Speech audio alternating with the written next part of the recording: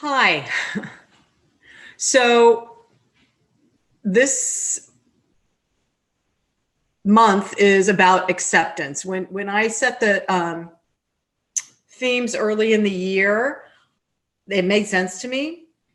And then when it comes on a new theme, I'm like, okay, what did I want to talk about that? Because acceptance, really? Accepting what is. Accepting what is as it is instead of trying to change everything, I guess. I just want to share with you all, I've been doing a pretty deep dive within myself to uncover the roots of certain beliefs or even finding beliefs I didn't realize I had and uncovering the root of that so I can pull out that root ball. You know, whenever you plant a tree or roses, there's a root ball that you have to put deep into the earth so that the plant or the tree can grow. So going in there and seeing what it is that I've been operating on, you know, the beliefs and the patterning, you know, from families of origin, from experiences and all of that. So I've been digging deep and trying to get that root ball up and out so that I can really create sustained transformation within my body, within my heart, within my mind. So it's been an interesting dive. It's brought me to places where I'm asking or just stating to the universe, to my spirit guides, to my angels, to that I want to understand. I want to understand what happened in my early life, you know, from age 0 to 7, that created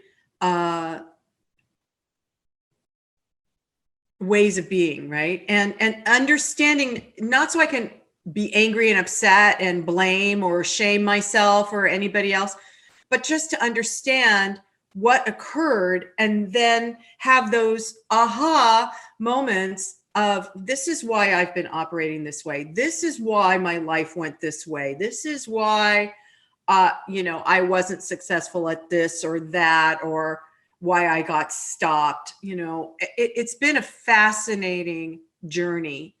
And the idea of acceptance is also very important because, at least what I'm noticing, everybody, is when I can accept that this is the way my life went up until now, right? This is the way my life went up until now, and I can accept it, then I'm no longer resisting, fighting, pushing, pulling something energetically. Acceptance almost allows you to just kind of stand in that place of surrender and yet receptivity. Surrendering whatever you think your battle is, or whatever the judgment or criticism is that you think you are right about, surrendering that. And then that also opens you up to receiving, to being receptive to what the truth is. And so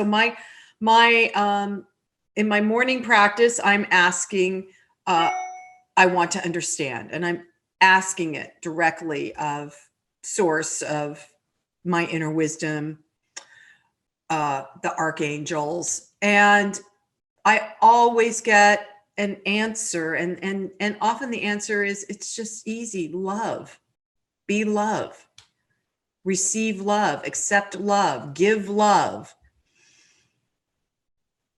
So that's interesting, isn't it? Diving deep, looking for that root ball, pulling it out, asking to understand, and being receptive to what the answers may be. Also, being receptive to the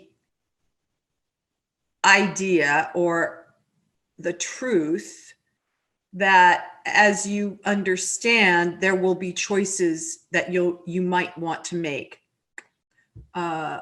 There'll be choices you need to make in order for your life to progress in a new way, in a way that feels loving, kind to you, to yourself, right? And I'm all about that. I'm all about learning how to be loving and kind to myself, because I have such a big critical mind that takes over sometimes. And so this has been an interesting journey to see how I do that. And acceptance is part of it, of, oh, wow, this is the way my life happened. You know, the last several decades, this is the way it was in my 10s and 20s and 30s and 40s. So coming to a place of accepting that instead of resisting it or wishing it different or wanting to erase it and pretend like it wasn't there is huge.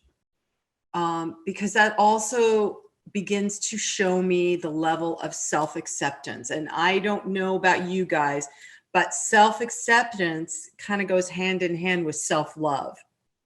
It goes hand in hand with self-care, self-respect, accepting yourself for exactly who you are, accepting your past for what it was.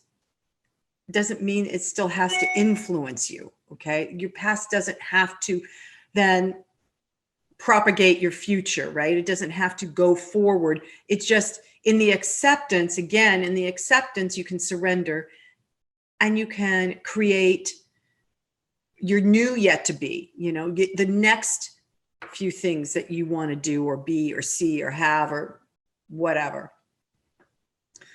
So one of my spiritual practices that a friend of mine encouraged over the last couple of months as I'm going through this journey is to do the Ho'oponopono prayer that comes out of Hawaii.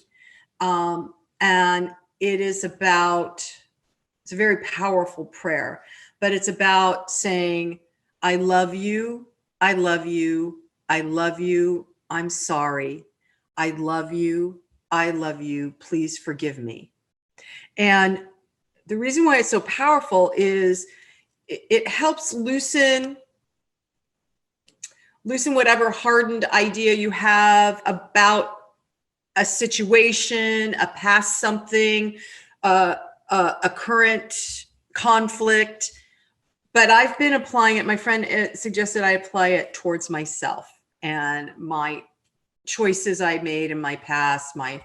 So I've been doing it. It's pretty powerful. So how I do it is I have a mala. You guys have seen my mala.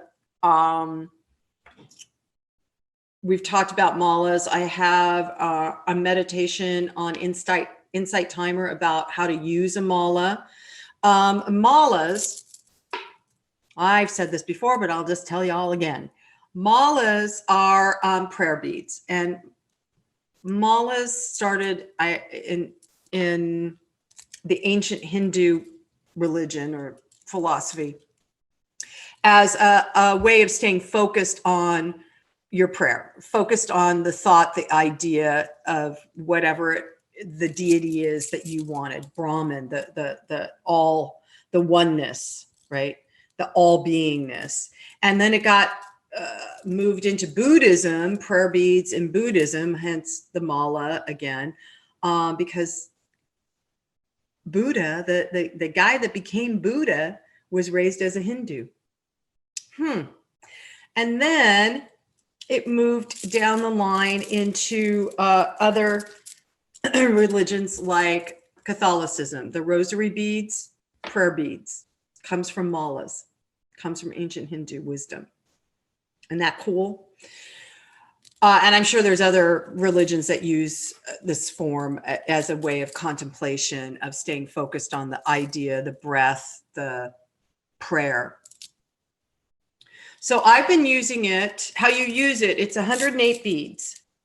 Okay, 108 beads. And you start at, this is called the Buddha bead, the big one. You start there and you focus on whatever your prayer is, and you touch each bead as you go along. And pretty soon you've gone the whole 108 as you're touching it. And so I was using Ho'oponopono for this spiritual practice I've started, which is going through each decade of my life, because I've lived that long. Those of you who haven't lived that long, it's okay. You can just do a Ho'oponopono about your body or your mind or your heart. It doesn't have to be a decade, but because I'm really trying to find those root balls of beliefs that are not working for me anymore and really trying to pull them out. I'm doing it decade by decade. I'm trying to be meticulous about it because I really don't want that stuff anymore. So I was focusing on my first decade from 0 to 10. And I just kind of opened my mind to that with whatever memories that were going to come in, or ideas or thoughts. The other thing about using a mala is because it's tactile, it keeps you from going down the rabbit hole of the victim mode of, he done me wrong, she done me wrong, I blame my parents, all that stuff, because you're just moving along the bead system, and that helps to focus. So thinking and focusing on my first decade, I was going per bead. I love you. I love you. I love you. I'm sorry. I love you. I love you. Please forgive me. And when I hit that, please forgive me, I would focus on just being aware of whatever occurred during those first 10 years, and memories would come. And I did it again until I wasn't seeing or feeling or hearing anything else. I love you. I love you. I love you. I'm sorry. I love you. I love you. Please forgive me. And this is all, again, focused on my little girl who was the age of 3, 4, 5, 6, 8. Just focusing on her. It's kind of, I guess it's an inner child practice. Lots of people do inner child work, but I really wanted to get to a place of acceptance, self-acceptance, right? And accepting that that's the way that transpired at that age, and just accepting it instead of going, well, if only, and why didn't, and who, and, questioning all that, just coming into a place of surrendered acceptance. So I love you. I love you. I love you. I'm sorry. I love you. I love you. Please forgive me. And allow the memory of whatever is coming up to just happen, to just move through you, and then do it again. I love you, talking to yourself. I love you. I love you. I'm sorry. I'm sorry, little girl. I love you. I love you. Please forgive me. Please forgive me for not having the words at that age. Please forgive me for reacting or not reacting. Please forgive me for hiding. It's a pretty powerful practice. Ho'oponopono, you can look it up. I love you. I love you. I love you. I'm sorry. I love you. I love you. Please forgive me. So it brings you into a practice of self-love. It brings you into a practice of self-forgiveness. It also brings you into a place of loving kindness by just apologizing to yourself. And you don't even really need to know what. I'm apologizing for what. But once we can get to that place of self-acceptance, surrendering into that self-acceptance, surrendering into the way it unfolded, that's just the way it was, right? Then we can move into the place of receptivity, being receptive to hear, see, to change, make better choices, to release the belief system. One of the things that I uncovered, I don't know if I shared this with you all, in those early stages of my life, is that I I was really bullied from the time I was 3 because I was born with this bright red hair, and I just looked different from everybody in my neighborhood, and then in my school, and I started fighting it. You know, picking a 3-year-old picking a fight with your neighbor kids or a 4-year-old. It was, I mean, it's laughable. And my parents did laugh. But then feeling so overwhelmed, I think, is what I uncovered, is I was just overwhelmed by feeling that people didn't like me or accept me or love me, or, you know, friends didn't want to be my friend or something like that. So then I began to hide in plain sight. I began to hide. And that's informed my life up until now. And that's the root cause, the root ball I was looking for, so that I can pull it out, so I can be me. I can enjoy life and not walking around with this unaware background noise of, watch out, they're gonna, you know, make fun of you or hurt you, or you're not okay because you just are a freak, those kind of things. And I know that everyone has had something like that in their early childhood, where you were told not to be that. You know, if you're empathic, don't do that. Don't tell those people what you think or see. If you're psychic, oh God, please don't tell anybody what you think or saw, you know. But if you're highly intuitive, creative, if you've got this math mind that keeps going, and you don't know it because you don't know that other people don't have that math mind going, you know, the computerized ka-ching, ka-ching, ka-ching. I've seen, in fact, my current spouse has that major mind, and I watch him calculating things on one level, moving to another level to deal with something creatively, moving, you know. And it's just, not everybody's mind works the same. So surrendering into self-acceptance, and then opening to receive from a place of inner wisdom, of inner love, is huge. So try it with the mala beads. You know, if you don't have some, they're easy to find. Mala beads. And try the Ho'oponopono prayer, and research the phenomenal work that it does in transforming not only yourself, but the world. So that's acceptance for today, or at least Susan's idea of acceptance. I have a quote I'm going to read because it speaks to accepting life and all of its phases, if you will. I may have quoted this before on a show, but I like it so much, I'm doing it again. It's by an author, L.R. Knost, Knost. And my friend Olga Singer gave me this. Life is amazing, and then it's awful, and then it's amazing again.